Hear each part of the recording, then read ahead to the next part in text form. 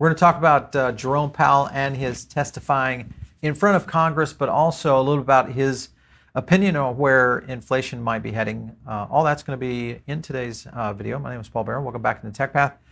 I want to thank our sponsor, and that is Ledger. Ledger, of course, is the place for securing your crypto. It's the one I use, and of course, it's the one you should use. This is, of course, the number one thing I talk about, I think, here on the channel mostly is self-custody. It's one of the ways that I train anybody and talk to anybody that's interested in getting crypto. This is the first thing I tell them to do. First thing, go get a wallet, and then let's start talking. Getting an exchange is easy, but the process of learning how to store your own crypto is very critical. So make sure and check them out. Use our link down below. It does help the channel out.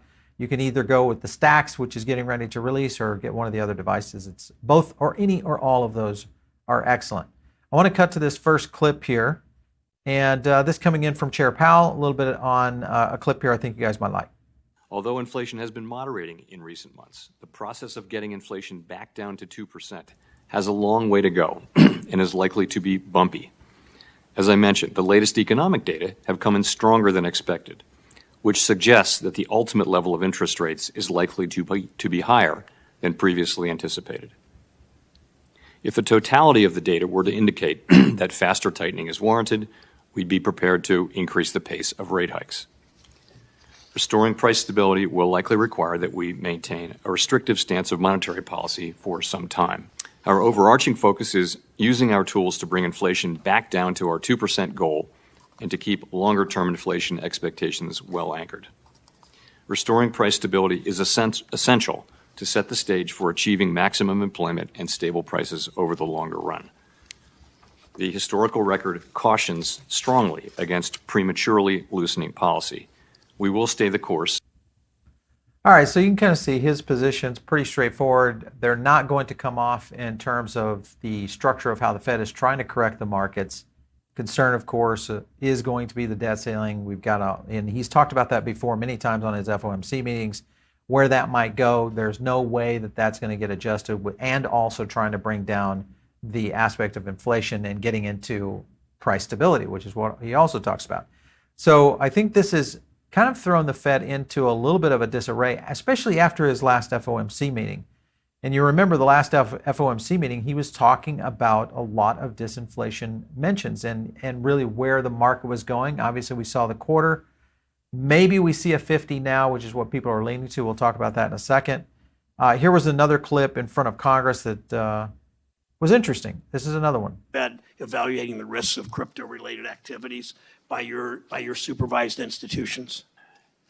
So this is something we've been quite active in this area, and I'll say that we believe that innovation is very important over time to the economy. We don't want to stifle innovation. We don't want regulation to stifle innovation in a way that just favors incumbents and that kind of thing. But like everyone else, we're watching what's been happening in the crypto space, and what we see is quite a lot of turmoil. We see fraud. We see a lack of transparency. We see run risk.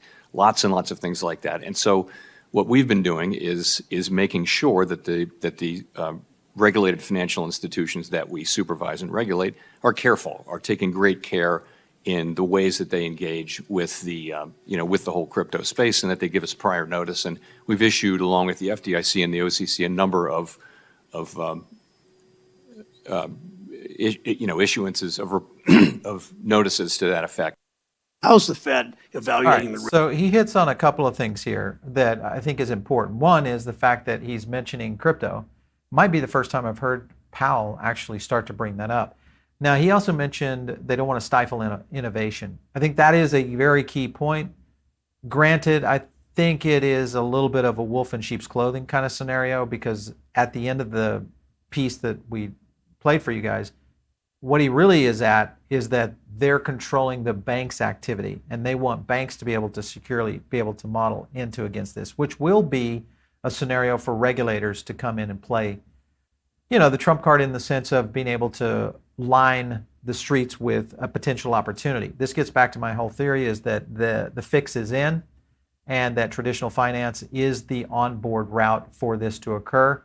And it's just a matter of them, meaning traditional lawmakers, being able to gut the system and be able to get all of the bad players out quote bad players. This will move out some of the innovators as well, and then rebuild, kind of like burn it down first and then rebuild it. That's where I think this is going, and I think the inflationary scenario plays into this. But at the same time, this is a global market. You've heard me say this many times. Further into this interview, he goes on to add some additional things around the debt ceiling. Listen to what he had to say here. Really matters between the executive branch and Congress. We do not seek to play a role in these policy issues. But at the end of the day, there's only one solution to this problem, and that is Congress. Whatever else may happen will happen, but Congress really needs to raise the debt ceiling. That's the only way out, in a timely way that allows us to pay all of our bills when and as due. And if we fail to do so, I think that the consequences are hard to estimate, but they could be extraordinarily adverse, and could do longstanding harm. Well, I think that's a pretty straightforward, guys. This means we're going to have more money into the system, inject it in the system. Remember, this is how and what the problem has existed on. When you go from 900 million or billion to over almost 5 trillion in a period of essentially 15 years, that is the kind of scenario we're faced in terms of this debt ceiling. There is no way out of this, I don't believe, based on the analysis. Many of the analysts I've talked to, we've done deep dive research on this with a ton of people from all walks of industries, including in different places around the world, looking at the condition here in the U.S. And I think that is the point that Powell is making, is that there's really no way out. We've got to raise the debt ceiling. If that happens, that means the money printer go burr. That continues to devaluate the dollar. Inflation will, of course, subsidize, but of course the value of the dollar will just continue to be less, meaning not that the inflationary pressures will be there, the fact that the dollar's value to what you can buy is less. This is what happens in typical economies where that particular currency starts to deflate itself out of its existence, and that's what we've been dealing with for quite some time. So I'll show you a chart in that here in a second. This is the probability right now, 54% right now on the 50 basis points. This is still a little bit on the, I would call it on the fence right now at 50-50 right now, but it could play into that. And I think 50% or 54% on a 50 basis points move is a little bit light. I think we will get the 50 basis points move. I think the scenario on the job numbers that are going to continue to come in, we'll see inflation, I think, start to continue to slow, but not at a rate in which the Fed wants it to. Getting down to that 3 to 4%, which is the area I think is going to be the most sticky with high interest, even though that economies can survive in that, the problem is still, again, that debt ceiling. So a lot pointing to trouble down the road. Average credit card rate surpasses 20%. Meanwhile, here's a good example of why JP Morgan and many of these other banks are making so much money. Look at the rates they're paying on your Class Sapphire checking right there. Let's zoom in on that for you. Just so you know, up to $25,000, you get 0.01, okay? Again, this is another reason why mainstream banks do not want the off-ramp into crypto, because of the fact that this is where a lot of the emerging investors are moving their monies and their investment strategies. Now, the problem is that if you take away that from the United States, you've essentially stifled innovation and also stifled the scenario of the next class of consumers to be able to invest. This is what gets me going, is that this is the first time in the history of finance that we've had an average person be able to make their own decisions and invest in something at risk, because risk applied to investment equals large reward or a go to zero. Those are the only two options here. You're either going to win or you're going to lose. But at least most people who are investing in this class right now, they can make their own decisions. The SEC doesn't have to protect you. The federal government doesn't have to protect you. We need less government on this, being able to play into this. And definitely the banks are not going to protect you when they're paying out 0.1% on your checking accounts. When you know simple staking, simple investment in basic elements around the crypto market is going to continue to create value. Here's the dollar chart. Why do you need to invest? One chart right here. That red line, that's the dollar. Purchasing power of the consumer dollar since 1950, all to where we are now, basically 70 years. look at Bitcoin right there and the potential of the S&P, where we're going with the S&P value versus the dollar value. If you charted this against Bitcoin in its day of when it's come from zero to where it is right now at around 25, big difference here, guys. Big difference. That's why I say this is the future. NFTs, Web3, Bitcoin, it's the core. Fed Chair Powell addresses concerns over permissionless distributed ledgers. This again gets back into the first time that the Fed has come in and actually said something. A couple of quotes that I want to highlight here. During the hearing, he was questioned by Senator Lummis about permissionless distributed ledgers. There are real concerns about these public blockchains, permissionless, and the reason that they've been so susceptible to fraud, to money laundering, and all those things. Not as much. If you look at the percentage of scenarios that played out in Silicon Valley investment and the amount of fraudulent money that was being raised in the dot-bomb era, I don't even think it holds a candle to what's been happening here in crypto as of 2022 and 3. So on stablecoins, Powell said that the appropriate regulation, that they could merge with traditional banks, that's going to happen. And then Lummis also pressed Powell on the need for digital asset regulation. I think that's important. But again, he's not the guy who sets policy. They set policy. They just need these guys to execute on it and be able to run it out there. And of course, the SEC needs to abide by what their mandate is versus overreach, which is what we're dealing with right now. Further into this, a couple of reasons. Bitcoin market is down today. S&P was a big slide. You kind of see a little bit here. Dow, S&P dropped by 1.8. Bitcoin pulled back to 21.9. And of course, the deal with Paxos, Binance, etc., SEC crackdowns. These are the scenarios that continue to play out. But I think a lot of you guys already understand that. You know it's coming and what's there. This, of course, U.S. judge shuts down SEC. This is interesting because it is, of course, with the Ripple case. And I think, or actually, this is the Voyager, but I'm thinking the Ripple case also just had a win as well. But the Voyager bankruptcy, this was during the Voyager bankruptcy, simply the judge saying, hey, listen, hands off. I don't need you meddling in the bankruptcy case. Basically get away. Don't come in here and try to do these particular scenarios. And she said a couple of things here.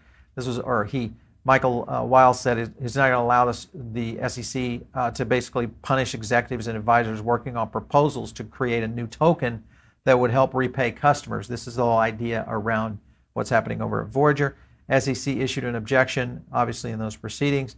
He needs specifics on why the SEC objects. They couldn't give it.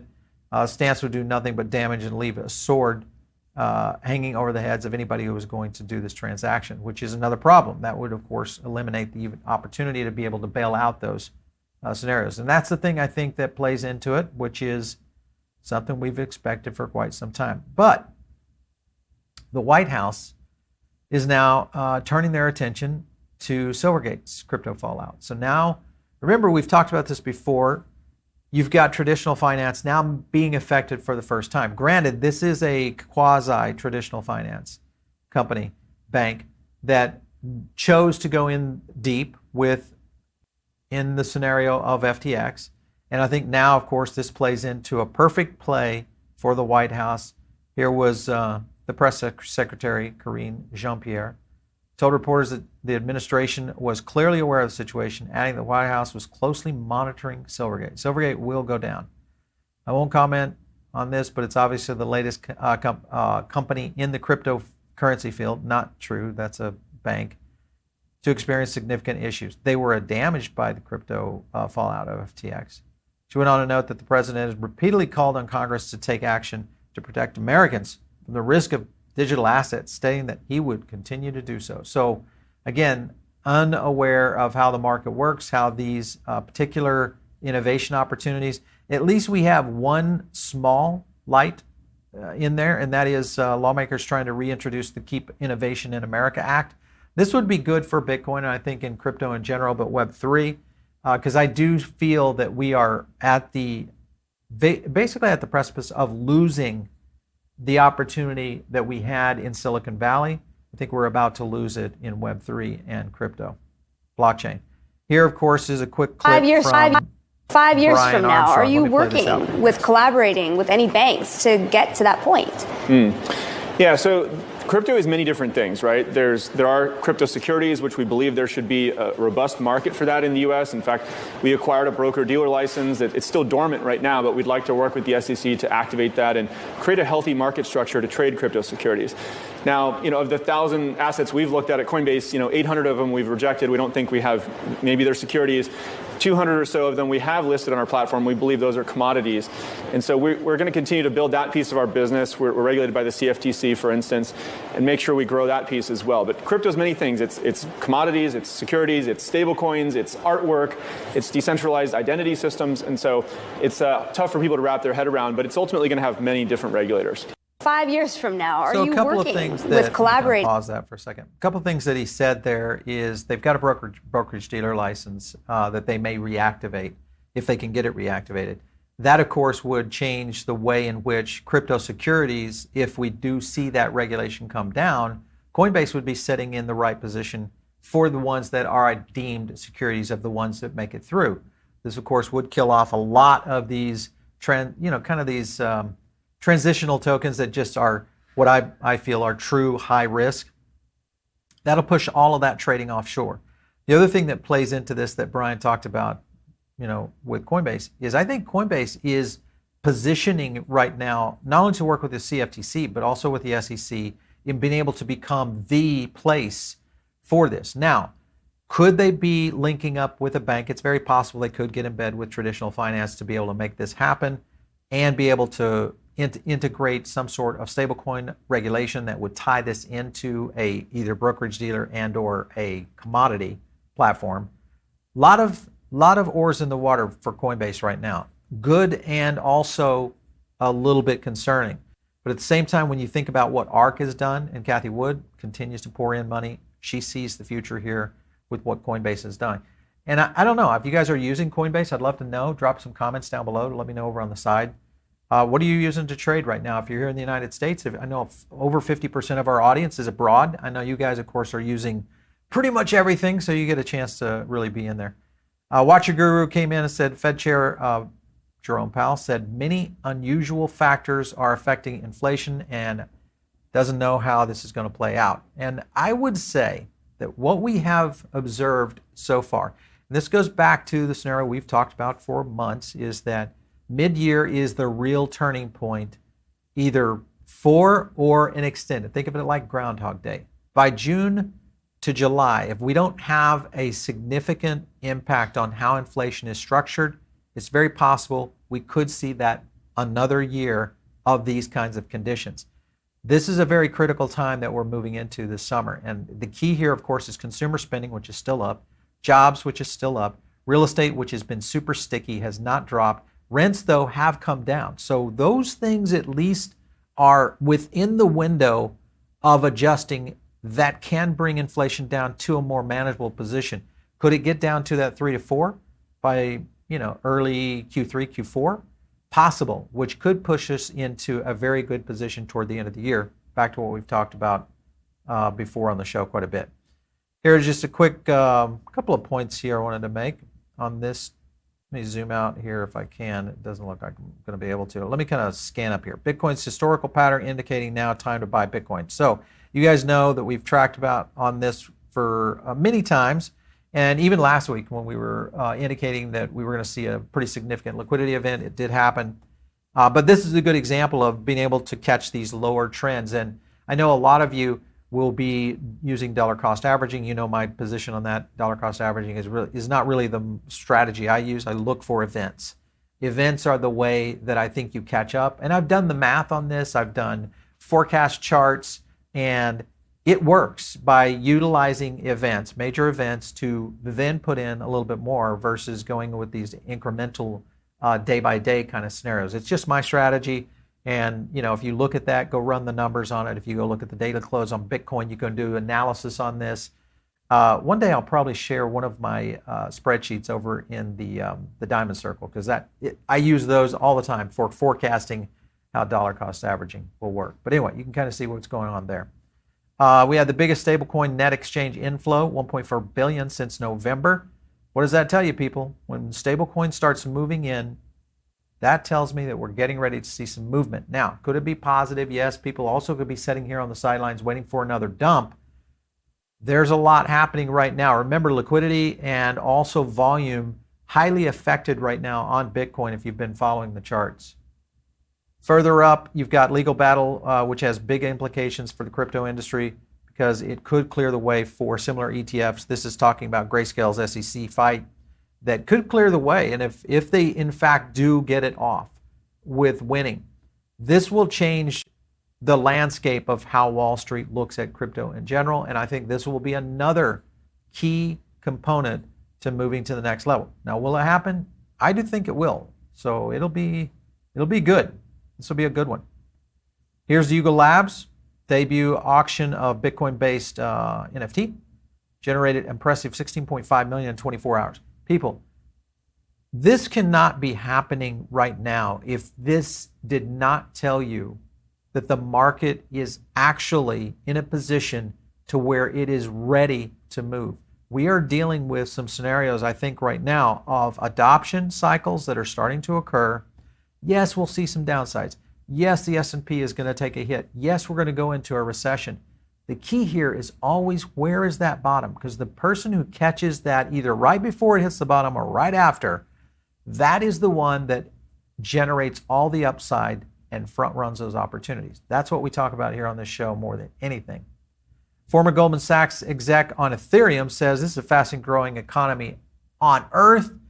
I agree with him. You know my position on ETH, number 2 in my portfolio, and number 1 in my heart, I feel like sometimes. But even though I'm a big Bitcoin guy. And you guys understand the opportunity here, I think, with what is happening within ETH in general, but more importantly in the ecosystem. This is the future. If you look at if you follow ultrasound money and kind of look at the burn ratios of what's happening with Ethereum right now, very, very huge. Okay, let's get into it. We'll get into a poll. I know everybody's going to ask questions about tokens and all that good stuff. We'll try to get some of that. We just dropped the CPI today, so we've got new data out. What do we got here? Are you DCAing right now or sitting on cash?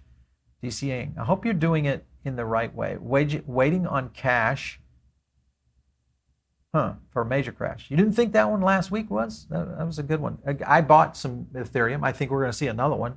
Those are when I say dollar cost average, for me, those liquidity events are the dollar cost average events, that occur. So good one. Jen Smith says 18.5. Good. That's a good buy zone. Like it. Stan says, will Kraken Bank help out or hurt crypto? It's going to cost a little bit of trouble in essence of the regulators, but I don't know that they'll get that approved.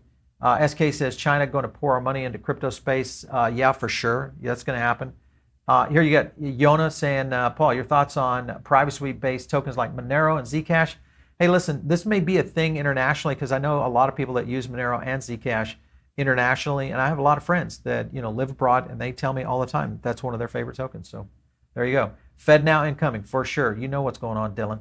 XRP is unpredictable, very much so. Downtrend on sentiment. XRP is getting fatigued right now. I'm a little concerned with that because of the length and time that this lawsuit has taken. DCA is a loss strategy. I agree with you, Albert. I look for those liquidity events. That's my play. If GBTC wins their case, you will not stand a chance of getting lower. That is true, for sure. This will be the bottom if that happens. That'll be a trigger event for sure. William says, at what price are you jumping in to buy currently DC? All right, so I bought some Ethereum at around 1550. I'm looking for another sub 15 for another big bag purchase. I'm also looking at some other tokens that have also depreciated quite a bit. Render's been in that group. R-Weave's been in that group. Handful of others. Solana's even in there right now. I think Solana's going to drop maybe back down to under 15, hovering around $20 right now. According to the cheat sheet, are we in denial stage? I think so, yes. Let's go into 2023 is going to be the same as 22. Nothing going to change until next happening. I don't know about that MP7. I'm still on the fence of whether or not we see enough from it. Because remember, we were still going into this in 2022. Now I feel like you're going to be coming out of this. Even if we do see a depression, God forbid, a recession. The question will be, where is the length of time? We've got Macro Alf from Macro Alf coming on the show later in the week. And he'll talk about that. So don't miss that show. It's going to be on Friday. We'll do one. Live, I think we'll try to do it live. We'll see if he can do it live with us for sure. But watch that one because it's going to give you a lot of macro indicators that I think will give you some bigger pictures globally of why and what the market could be doing in the near future. All right, another thing too, we're getting ready to drop another video today that I think you guys are going to love. Really goes into whale moves.